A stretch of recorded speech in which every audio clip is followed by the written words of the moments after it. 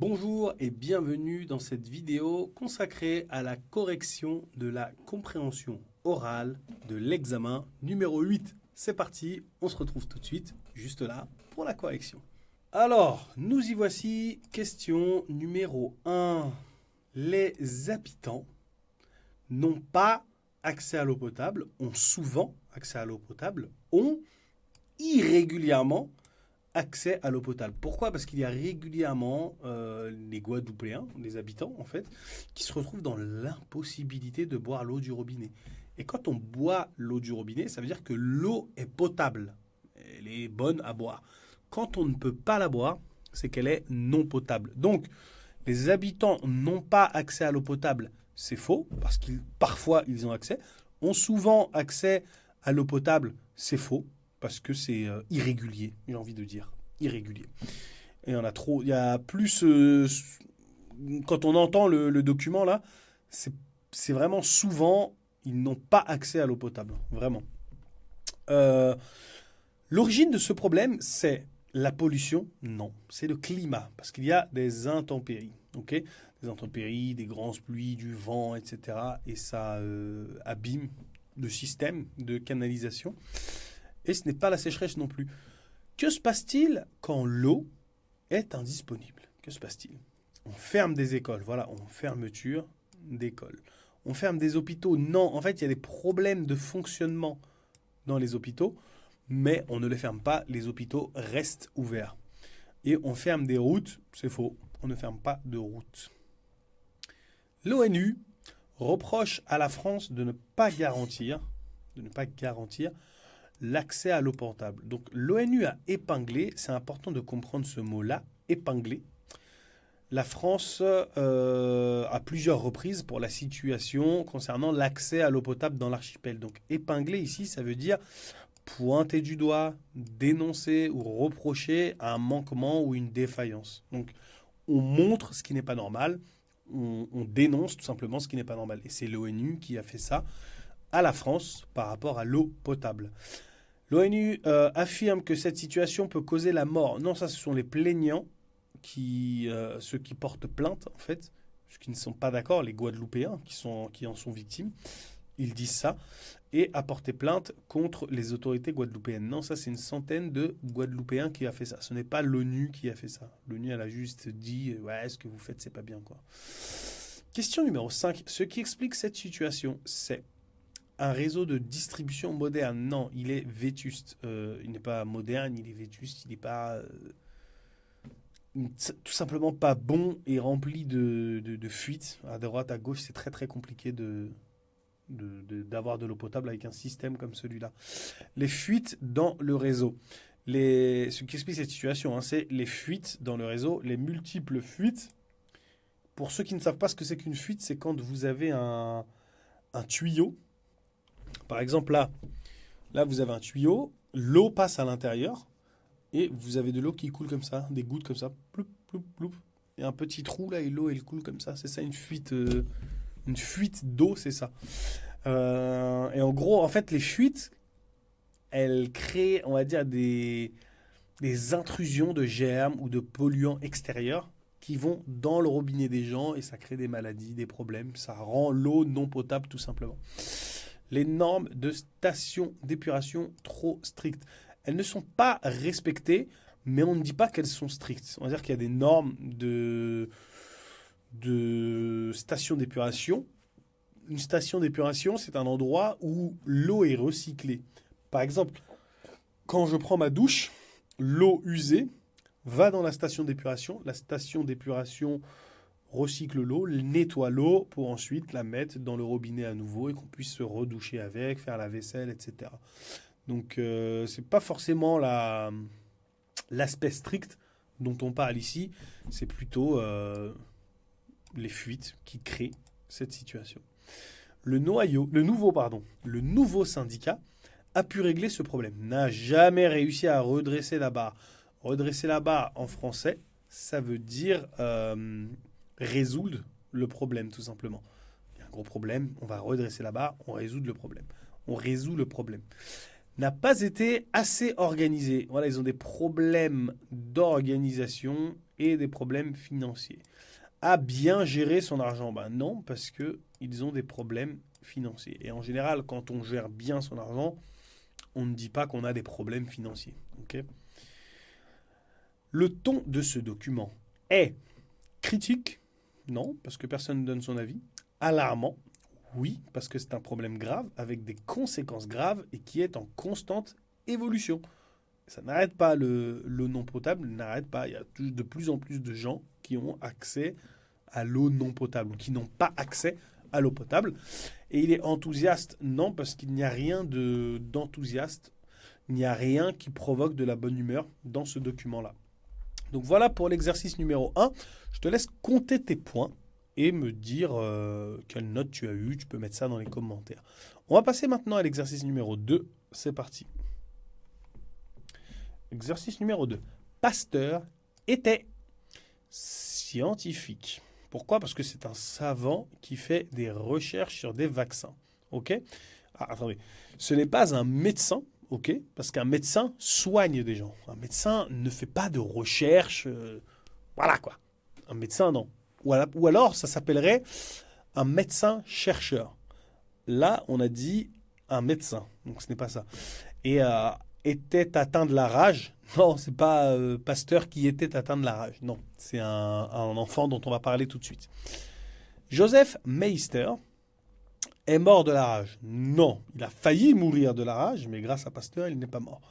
A mordu un chien. Non, il a été mordu par un chien enragé.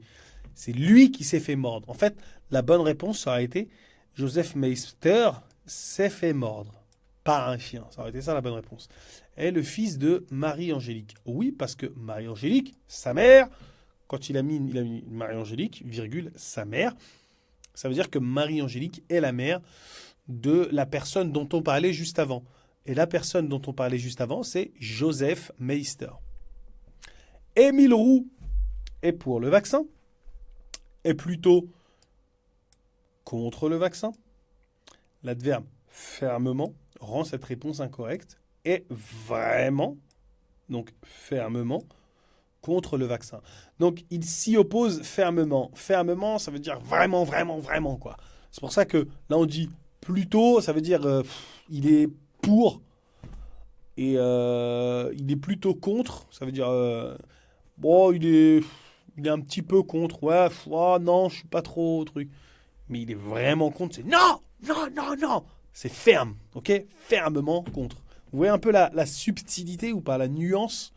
Vous devez être capable, en fait, de capter ça. Plutôt, truc, c'est un petit peu. Vraiment, c'est vraiment, voilà, quoi.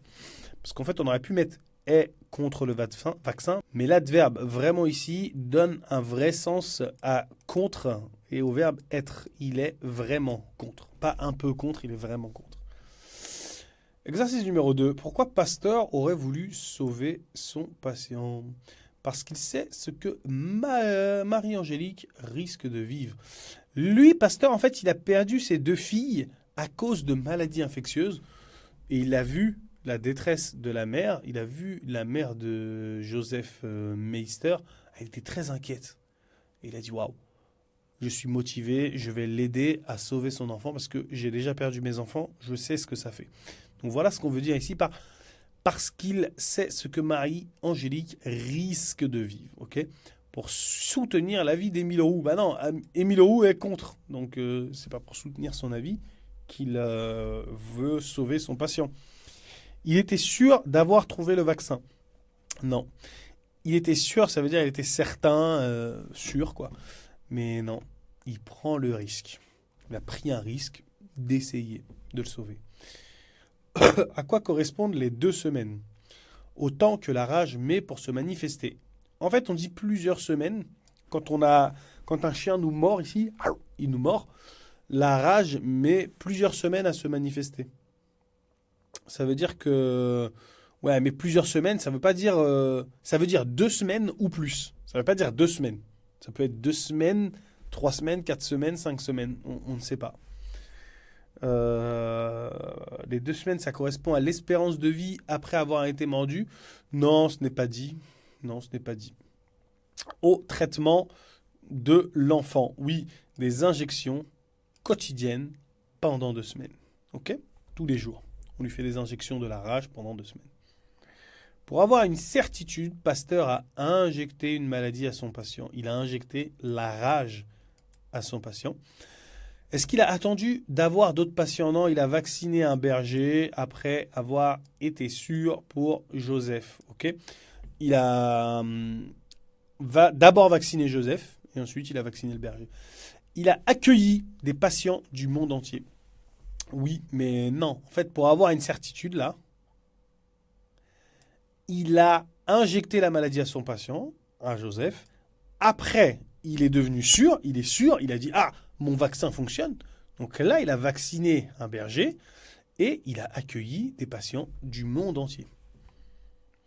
L'Institut Pasteur a accueilli 16 personnes venant de Russie. Non, ça c'était avant sa création. Après sa création, il a accueilli beaucoup plus de monde. Mais les 16 Russes dont on parle, c'est avant la création de l'Institut Pasteur. Parce qu'ils disent, oui, il a accueilli 16 Russes, tout le monde a parlé de ce vaccin, et ensuite on a fait une collecte, ils ont collecté de l'argent pour créer l'Institut Pasteur. Est présent tout autour du monde. Il dit le célèbre Institut Pasteur. Quand il dit le célèbre Institut Pasteur, l'article définit le célèbre Institut Pasteur signifie qu'il n'y en a qu'un. Donc il n'est pas présent dans tout autour du monde, pardon. Il n'est pas présent tout autour du monde, mais c'est vrai qu'il accueille. C'est vrai qu'il accueille des personnes qui sont présentes tout autour du monde. Ok, dans l'Institut Pasteur. Voilà pour l'exercice numéro 2. Je te laisse faire ta correction, compter tes points, et on se retrouve tout de suite pour l'exercice numéro 3. Document 1. La grippe cette année touche moins de jeunes qu'avant. Non, elle touche davantage de jeunes. Donc elle touche plus de jeunes qu'avant. Touche les plus fragiles. Non, les plus fragiles sont les personnes âgées et elles sont plus protégées. D'accord? Elles ont plus de protection. Est moins contagieuse ou égale à l'année précédente. Là, c'est très intéressant parce qu'il vous dit elle n'est pas plus virulente cette année.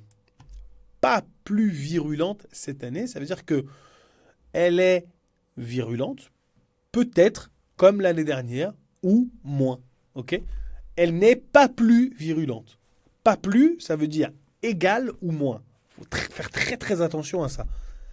Pas plus virulente. C'est-à-dire elle est aussi virulente ou elle est moins virulente. Un des deux, on ne sait pas. Donc voilà. Qui est protégé contre le H1N1. Donc il y a plusieurs types de grippe. Et on parle en fait en particulier de cette grippe-là, là, le H1N1, et on va voir ensemble qui est le plus protégé contre ça. Les personnes nées avant 1957, oui. Pourquoi? Parce qu'ils ont une protection particulière. C'est ce qu'ils ont dit dans l'audio. Question numéro 3. Karine a des sujets tabous pendant ses repas. Oui, c'est la politique. Elle ne parle pas de politique. Karine et sa famille seront 20 autour de la table. C'est faux parce que Karine est 20 membres de sa famille. Donc là, on a Karine, ça fait 1. On a 20 membres de sa famille. Et bien ça fait 21. Ils seront 21 autour de la table. Karine voit souvent sa famille. Ça, on ne sait pas. Elle ne l'a pas dit. Qui va arriver avec une inconnue à son repas? Jean-Michel, Elisabeth ou Paul? C'est Paul, parce qu'il a une nouvelle relation amoureuse qu'il veut officialiser. Il va dire, voilà, ça c'est ma petite copine, voilà quoi. Elisabeth et Michel n'ont pas de nouvelles personnes avec qui ils vont arriver. Ou alors ils n'en parlent pas dans l'audio tout simplement. Document numéro 3. Pierre a des problèmes de santé. Non, Pierre avait des problèmes de santé. Pierre travaille dans un bureau. Non, Pierre était ouvrier. Et Pierre est mort. Oui, parce qu'on dit il décède. Il décède et il est mort. Ou il est décédé et il est mort. Ça veut dire la même chose. Le bon qualificatif pour son texte, c'est la lassitude. Lassé. Pourquoi? Parce que c'est toujours le même cycle et ça ne lui plaît pas. Ok? La lassitude, ça veut dire qu'on fait tout le temps la même chose et ça nous ennuie. Ça nous ennuie. Voilà pour la compréhension orale de l'examen numéro 8. Je te laisse mettre 5 étoiles sur Amazon. Merci beaucoup. Et je te laisse mettre la note ici. Allez, on se dit à très bientôt pour la compréhension écrite.